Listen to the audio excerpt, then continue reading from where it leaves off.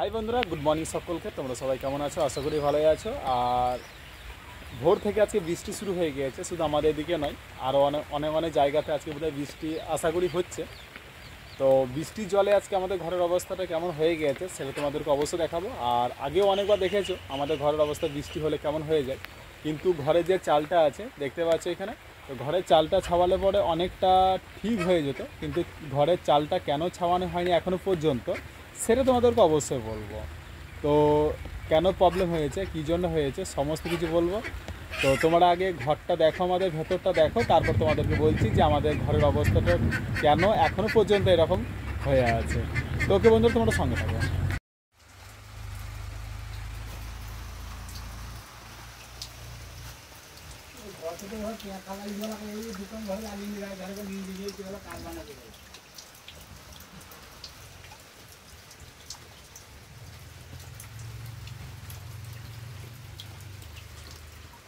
দাম কত হইতে চলো সম্পূর্ণ রাখা হবে না, যদি গার্জেন বসে যাচ্ছে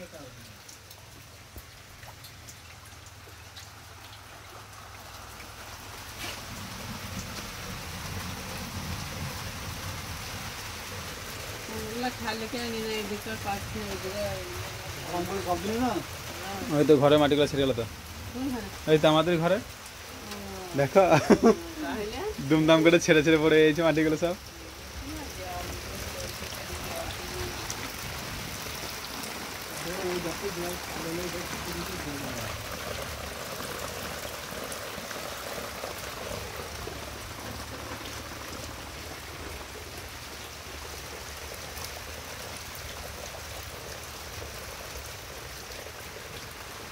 মাহি, শোনো মা, শোনো শোনো শোনো বাবু, দাদু ডাকছে। পিঠাগুলা কি করছো? হ্যাঁ, খেলবে? কি খেলবে? মুখটা ধুয়ে না, মুখটা ধুয়ে না বাবু। দেখো ঘর, দেখো আমাদের ঘরটা ছেড়ে গেল, দেখো বাবু ভেঙে গেল, দেখো গা, দেখো গা, দেখো গা, ওই ঘরটা ছেড়ে চলে গেল, দেখো গা। ঢোকো, দেখো, এই দেখো, দেখছো দেখছো, দেখো ভেঙে গেল। নতুন করে ঘর করবা?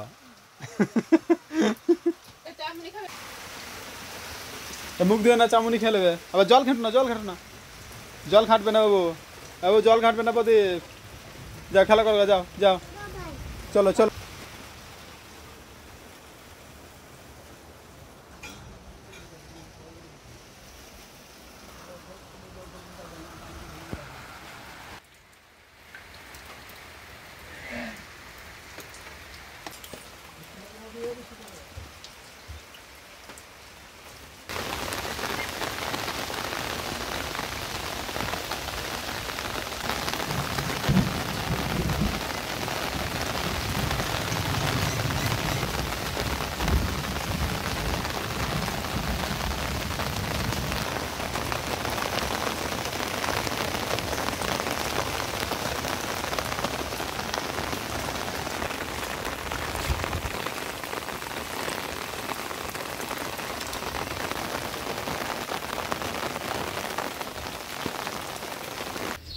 তো বন্ধুরা, তোমরা তো দেখলে ঘরের অবস্থাটা কেমন হয়ে গেল।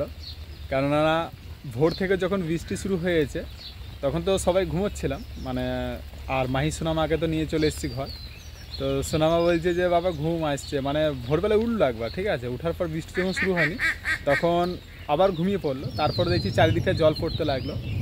তো সোনামা উঠে তো কি বলবো, বাবা এখানে জল পড়ছে, ওইখানে জল পড়ছে, ঠিক আছে। এবার যেগুলো যেগুলো দেখলে যে কড়াই, কোথাও বাটি ঘটি সব দেওয়া আছে, সব সোনামা নিয়ে এসে একটা একটা করে দিচ্ছে আর কি। আর জামা কাপড়গুলো সব ছিল এক জায়গাতে, এগুলো সরিয়ে সরিয়ে রাখছে। তো তখন থেকে সবারই ঘুম ভেঙে গেল। আর তারপরে তো দেখলে সোনামা খেলা করছে। তো চারদিকটা জল পড়ছে, কাদা হয়ে গেল, পুরো ঘরটাই কাদা হয়ে গেল। কেননা এত খারাপ পজিশন কেন হলো তোমাদেরকে বলি।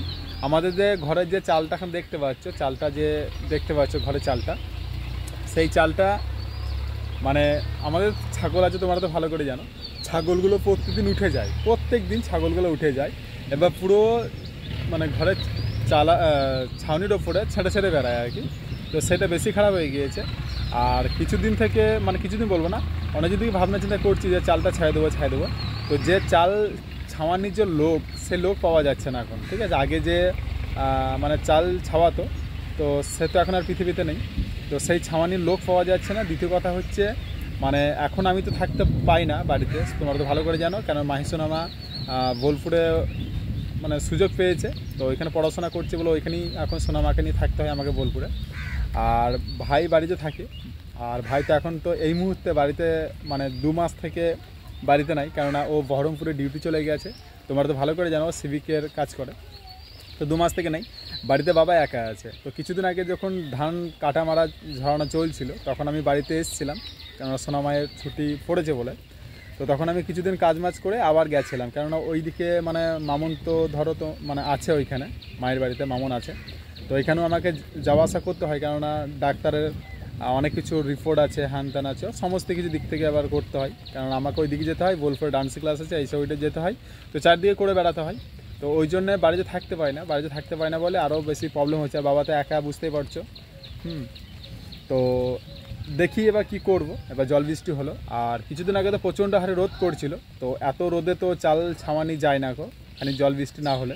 তো আজকে ঘরের অবস্থা খুব খারাপ করে দিল। তো এবার ছাওয়ানির দেখি কি করে ছাওয়ানিটা করাবো, মানে কাউকে না কাউকে তো দেখতে হবে।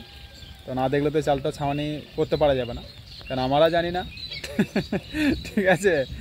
তো এরকম হয় ছোটো থেকে দেখছি, কেননা ছোটো থেকে আমাদের ওইখানে একটা বাড়ি ছিল, মানে 2000 বন্যাতে যখন ভেঙে গেছিলো, মানে ভেঙে গেছে 2000 বন্যাতে যখন ভেঙে গেছে বাড়িটা, তো তখনও সেম একই পজিশন দেখতাম, যে ছোটোবেলায় দেখতাম যে জল বৃষ্টি হলে এবারে জল পড়তো।